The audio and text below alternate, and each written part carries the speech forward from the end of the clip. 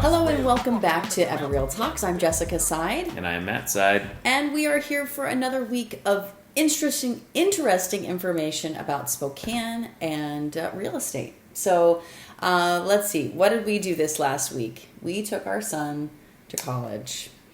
He is now no longer living in Spokane. Maybe someday he'll live here again. But maybe not. Maybe not. And we're just, we'll deal with that as it comes. He is in a frat house at the University of Washington. He is, and we hope that everything is safe and that he can learn this year and have a fantastic year. And I was inspired by that. And so later in our show, I will be talking about Spokane and one of the colleges here, just a little bit of history. So before we do that, though, Matt, you've got some real estate stuff we want to talk about. Real estate stuff. And if I had drums, I'd give myself a drum roll. Wow. You think it's that important? I think it's interesting, and I think a lot of people are interested in it. So perfect. That's awesome. We are going to be talking about flipping houses. And when people talk about flipping houses, there's all this myriad of spectrum. Yes. Of what people think about when they think about flipping houses. And it reminds me of a Will and Grace episode back in the 90s. I was just thinking about that. Flippers that care. Yes, right. They had mugs made. Didn't they have shirts too? I remember there being T-shirts. I just remember the Flippers that care. The whole idea being that they were flipping houses or flipping a house. Right. And there was a super negative and still a negative connotation on flippers and the shoddy work that they do and so on and so forth. And so they were like, but that's not us. We're flippers that care. And I think it was about how much money they were going to make. And then when they realized how much money they were going to make, they realized they didn't care as much. So a little lesson learned about human nature there. But I will say this, that I think you're right, because I think it can be, when I walk into a house with a buyer and we go, oh, this is a flip, what that typically means to people is whoever did this is just trying to make a buck. They didn't do great work, and it's going to be shoddy. We're going to find things. Whether that's true or not, that's the perception. Yes, so and I think that if that's kind of the beginning of what I want to talk about here too, yes. Right? Is you as the person that's investing in this real estate and doing this work, what can you do to make that a lower perception? Right, because we're gonna look at the details, right? We're gonna look at what quality of cabinetry did they put in, because cabinetry is really expensive, and if they put in something that is gonna fall apart in a year, that can be a real burden on the buyer. So I know we're not talking from the buyer's perspective, but I think it is important. Well, it's absolutely important, because the moment that a buyer walks in and is like, they're going to walk right back out. And the profits that you thought you were going to make are going to evaporate because buyers are suspicious of what they're going to inherit when they buy this property. That's right. So you can't get out of the buyer perspective when you're a seller. That's your client. If they don't like what you're doing, then they're not going to buy your product. That's good point. And feel free to jump in. This doesn't have to be the Matt show. Oh, I will. Honey, when have I ever not jumped in? I don't know. I felt like you were being quiet when you had something to say. No, I'm feeling good. All right. Well, let's start with one of the things that came out in 2008 was that anybody that was investing in real property to improve that property and then resell that within a year had to get their general contractor's license. Right. That was modified in 2015 because it required at the time, the way it was interpreted and written, was that somebody that owned the property had to have a general contractor's license. And that wasn't actually the intent. Well, and the reason for that is exactly what we're talking about. People getting in there, putting lipstick on a pig, potentially hiding things rather than there was no accountability. Right, because if there's mold behind this wall and all you do is paint it and try and get rid of the smell, well, you're not really helping the community, right? And that's the whole point of this, is helping the community by taking a house that's in disrepair, repairing it, and then allowing someone then that hasn't had a home to have a home, to own a home. And so it's that difference that they were trying to deal with. Well, it's a consumer 2008. It's a consumer protection situation, right? Like if I have no recourse, some person bought and sold a house to me and did this work and now everything's falling apart. Like, what's my recourse? Now as the buyer, I have to just inherit this stuff. And so it was becoming a major issue in the early 2000s, and that's where that legislation came in. Yeah. So the change in 2015 said that you could contract with a general contractor and still fulfill basically the spirit of the law. And here's where I'm going to end on all my legal advice, and you need to just go over to rowleylegal.com. Robert Rowley has a whole section for investors on his website, and he literally has the House bill as it's written as part of this page for the 2015 Because we're not change. giving legal advice, just to be clear. Of course we're not. At all. But for that piece, here's my recommendation. If you're getting into flipping houses for the first time, you need to just pony up some money. Yes. And I think that's another frustration that I have with people that are quote investors is they're so doggone cheap that they won't even pay an attorney to give them some advice. Just general legal advice to keep Right. them out of trouble and to do things right. So if you're going to do this, sit down with an attorney, sit down with a CPA, because you probably need to form an entity that will help you in the tax situation, because you're also probably going to have short-term capital gains, and your entity formation can help you with that. So anyway, I don't want to get off on a soapbox, but don't be a cheap investor that gives everybody else a bad name and potentially puts you in a spot you don't want to be in anyway. So Good soapbox. Good soapbox. All right. 3 pillars of investing in a property for short-term gains, also known as flipping. Okay. All right. Pillar number 1, buy right. So here's the reality, and I think many of us have And it's number 1, not just because it's number 1 in this list. It is absolutely It is number one. Like, you make your money when you buy. You make your money when you buy. So whether that's foreclosures, estates, rundown rentals, or other rundown properties, basically what you're looking for in buying right is buying a property or buying a house that the general public isn't interested in buying because of its condition, its disrepair, whatever that is. There's a problem that Joe Buyer can't or won't take on because it's a little bit too big.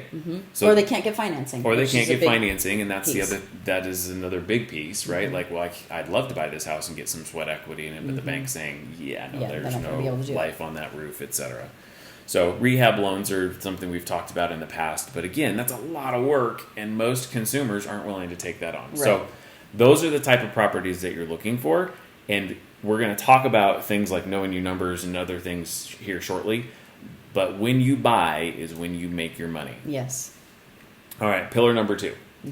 Know your numbers. Can I say one thing about number 1? Yeah, so we're back to pillar 1. So what I would just say is that a lot of people will say to me, well, I want to buy a foreclosure. And I have to ask the question, tell me why you want to buy a foreclosure. And what the answer typically is, well, I want a good investment property. And I always say to them, I say, listen, an investment can come in all shapes and sizes. In other words, it could be a foreclosure. It could be a short sale. It could be a rundown house. It could be a house that, choose your poison. And so I always try and help people. I always ask that follow-up question to make sure, like, why a foreclosure specifically? And usually what they're just saying is, I want a good deal. Sure. And they think a foreclosure is going to be a good deal, which sometimes they are. It is, and sometimes it's not. Like, I've even been at foreclosure auctions and watched that auction process take that property from an opportunity to what seems like completely the opposite of that. Right. And that's why number 2 is so important, which is knowing your numbers, because if you don't know your numbers, then you won't be able to buy right. Right. So let's talk about knowing your numbers, and I've got several steps in this. So number 1, what is it going to cost you to do the work? What are you going to do? What is the work you're going to do? Right. Like, the quality of the construction that you're doing is going to totally change what it is that you're going to be able to, or what that is that's going to cost you, right? So, can you do some of the work yourself? Yes, that's huge. And that is a big deal. Like, some of the most successful flippers, I will say, and those that make the most money are actual general contractors who understand and do work and have discounts on the products that they buy because they're able to get it through their general contractor accounts, and they've got subs that they already work with. They're skilled workers, so they can go in and go, well, this would cost me a lot of money to do it with somebody else, but I can just do it myself. Right. So you're going to be able to do some of the work yourself, but you're not going to be able to do other parts of the work yourself because, again, you either have to have a general contractor's license or be hiring a general contractor, which means certain trades have to be done by those tradespeople, electrical, plumbing, HVAC. So even if you're skilled at that, if you're not licensed in it, because you're not living in the home and you're selling it 12 months or sooner after you purchased it, you can't do the same work as you would on a home that you live in. Right. So the rules are different. So what's the work going to cost you? What is your repaired value? Obviously, this is all under knowing your numbers. Let me go back actually to what is the work going to cost you. The one point I want to make sure and add here is estimate high. This is not where you want to be like pushing down your numbers. Like, well, I think I can get a little bit of this off here and a little bit of that off there. Like, you should be estimating high on how much it's going to cost you, which is the opposite of the next one, which is what is your repaired value, and you should estimate lower than perhaps you think you can get. So be conservative.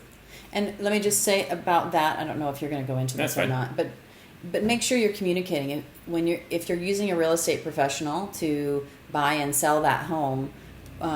Make sure that they understand. I always want to know, okay, you're going to fix up the house. What does that mean to you? Yes. And I will even show them pictures. Are you going to fix it up like this, or are you going to fix it up like this? Because there's a vast array. Well, the difference between granite and Formica. Yes. Stainless steel appliances or just the standard white ones. That's right. So make sure that you're communicating exactly what the house is going to look like when you are done with it to your real estate professional. Because A, you could get in over your head because she or he thinks that you're going to put granite in and make it look, like a Pinterest, and you're planning on just kind of, repairing some things, which is fine. But you need to make sure you're communicating, because you could get yourself in a situation where A, you can't buy any houses because they think that you're going to spend so much more money, or they think that you're going to do just a little bit amount, and now there's no room for you to do anything. Or you could spend too much money and not be able to sell it for that high. I hope that makes sense. And knowing what's going to cost you to do the work and what you're going to sell it for are absolutely intertwined. Like, the quality of what you're going to put into that property is going to change its end sale price, but it's also going to change your expense up front. Right. So that's the importance of knowing those two.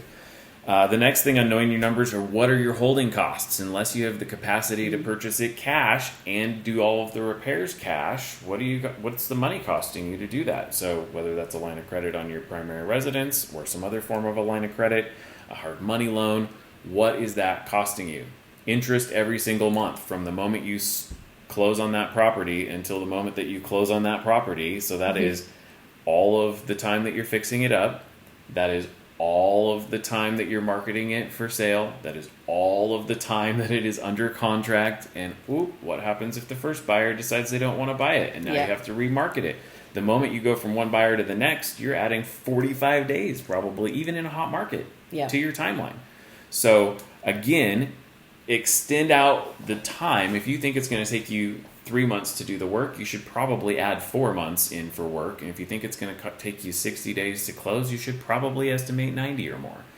Again, you want to be conservative here because you've got some unknowns.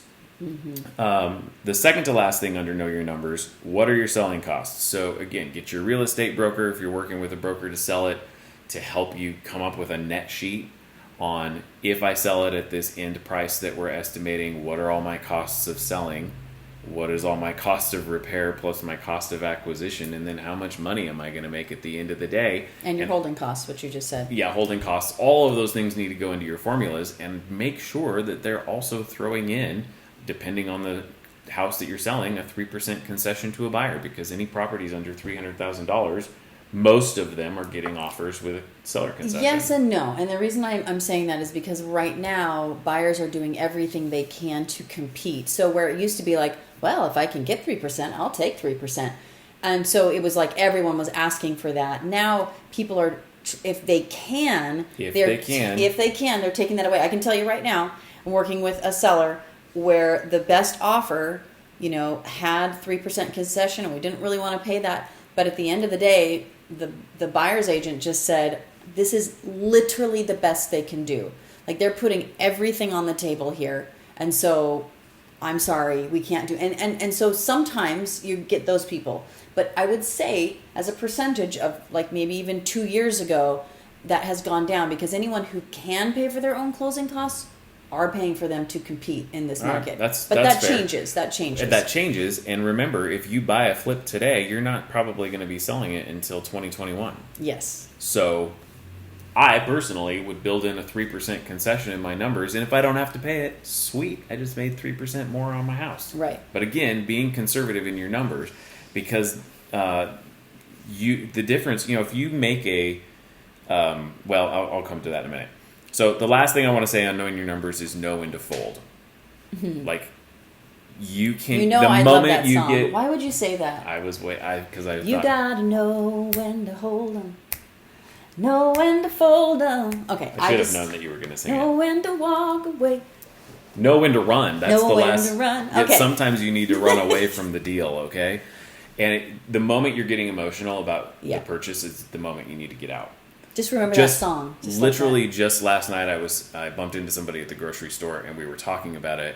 And he had mentioned that there was one of your Fannie Mae REO bank-owned properties. Mm-hmm. He's like, I probably could have gone up a little bit higher. And I was like, you probably shouldn't have. Yeah. Like, the moment you get emotional and start trying to talk yourself into upping your price is the moment you're going to start losing money. Yep. So know when to fold, when to run, and get out. And just, you've got to keep the emotions out of it. And that is so challenging for anybody because it's exciting and we're going to have a flip and we're going to make some money and we're real investors now. And all of a sudden we've talked ourselves into paying more than the house is worth.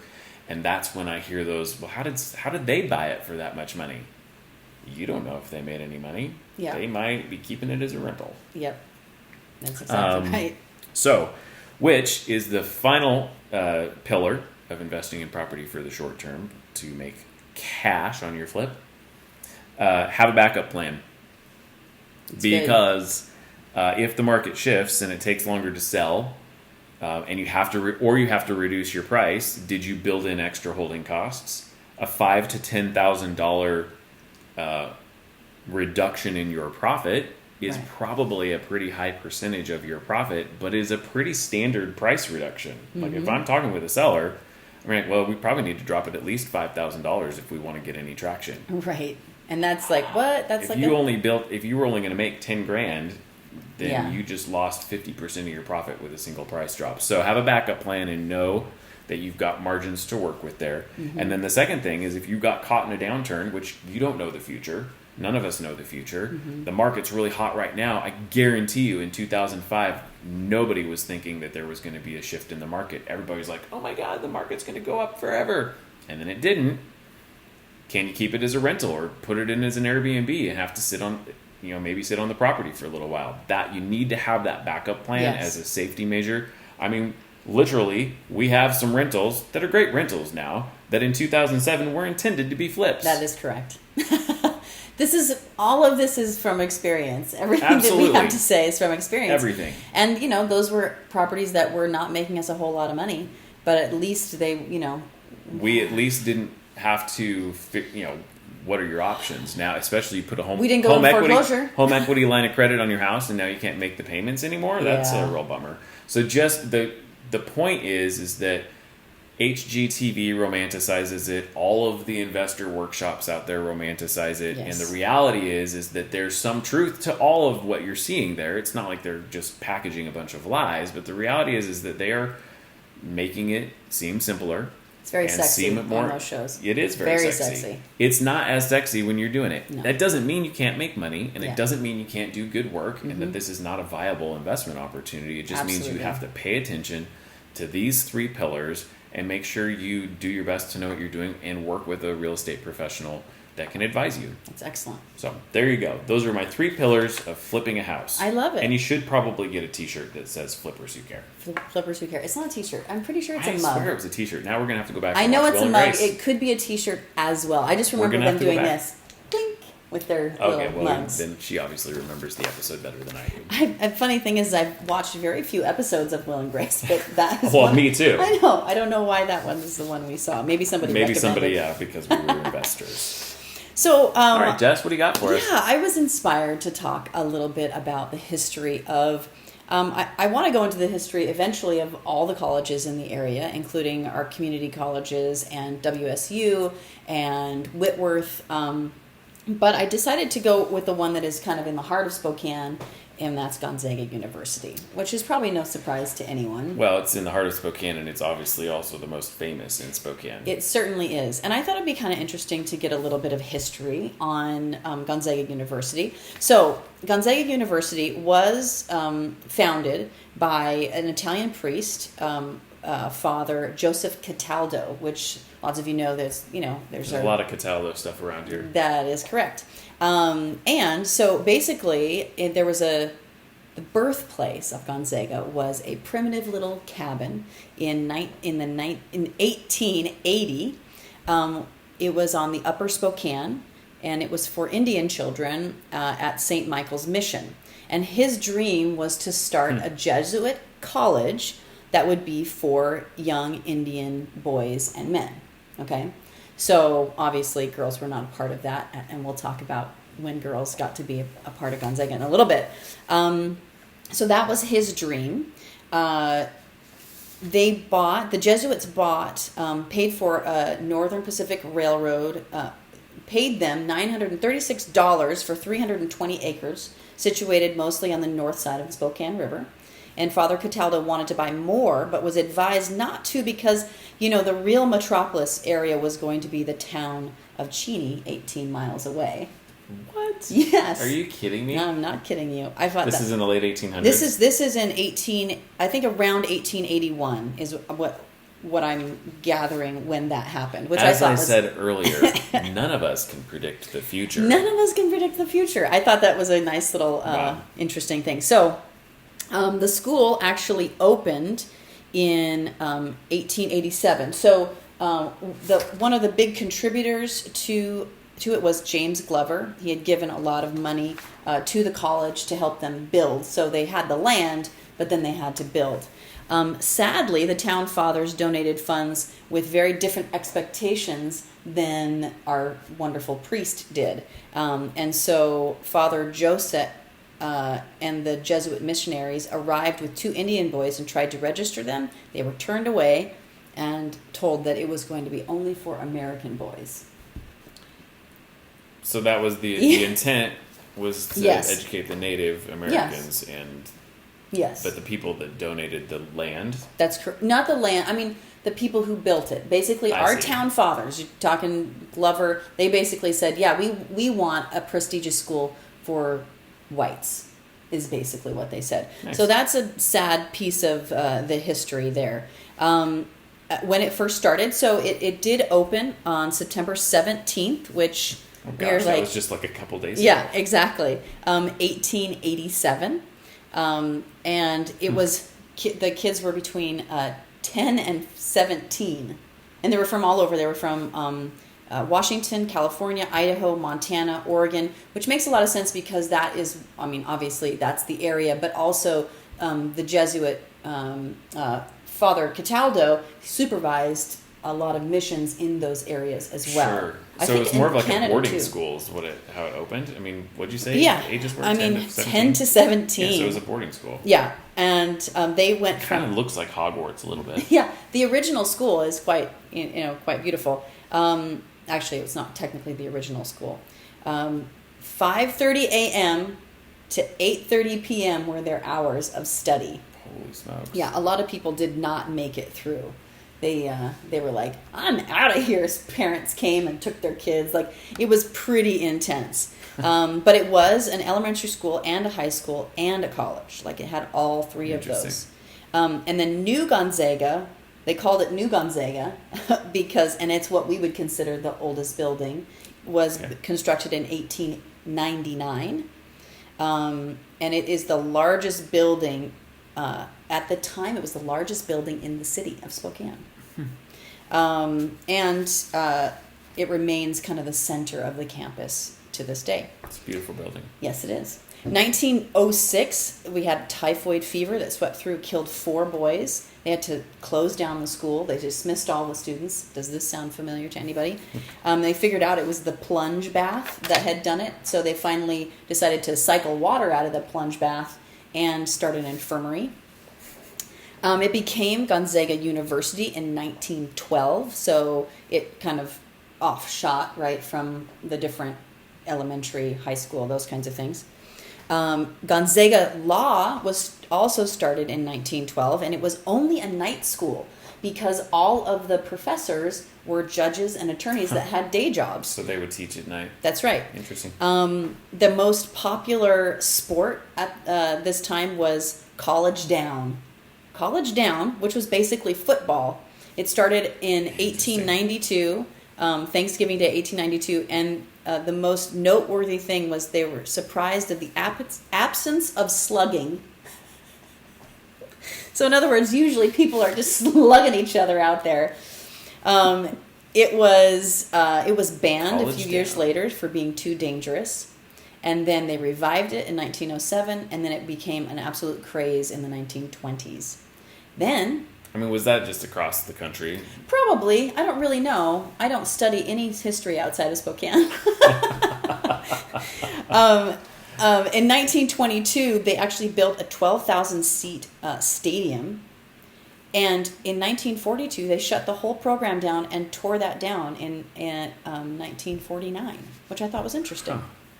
They must have replaced it with other buildings and things. So as far as like famous alumni, you have Bing Crosby, who actually did not graduate. That's funny. He went to Gonzaga High School in 1920, and then he actually attended the university and the law school, but he left in 1924. And who knows what he did after that? I mean, other famous alumni would be Governor Chris Gregoire, the civil rights attorney Carl Maxey, which we've talked about in some of our other episodes. Speaker of the House Tom Foley, basketball star John Stockton. What? John's back now. I mean, yes, he is. I ran into literally like, oh, I'm sorry. I told my son I literally ran into John Stockton today at the grocery store. Yeah, that's funny. It's always fun. I'm sure we all have a little story about seeing John Stockton. Mountain climber Jim Wickwire and author Sherman Alexie, I believe. Those two I don't really know about, but of course I'm going to have to go look them up and figure it out. We won't do that on the show. Another non-famous alumni, but famous in my family, is my grandfather. That's right. My grandfather, actually he went to college at WSU, but then went to Gonzaga to get his law degree. Yeah, so that was in 1946. That's right. 46 or 47. My dad wasn't 100% sure exactly when that was. And then he went on to become the insurance commissioner, didn't he? That's correct. He was an attorney. I think we talked about this. He started his law office in Millwood. Right. Oh, yeah. That's right. We did. So he's a pretty cool dude. So in 1948 was finally when females were allowed on campus. Wow. So 70 women arrived in 1948, and they said that it improved the manners of the men and the spirit of religious devotion on campus. Today we have 54% women, so we actually have the majority of women that are there. Interesting. It improved the religious devotion. That's right. There was this famous speech that Harry S. Truman gave at Gonzaga. He delivered on the campus in 1950. It was a stirring denunciation of racial discrimination that became a famous thing, which I thought was awesome. And of course, we all know about basketball, which is pretty awesome. At Gonzaga, it's kind of like the thing we're known for. And Gonzaga Law School became full-time in 1970. It survived the typhoid outbreak, the Great Depression, deep debt in 1974. Right now, it has close to 8,000 students, and their retention for freshmen is 94%, which means their student satisfaction is super high. And in contrast, there was a Spokane College on the South Hill that did not survive and closed in 1929. So bravo, Gonzaga Way to go, University. Gonzaga. I think they'll be around for a while. I think so too.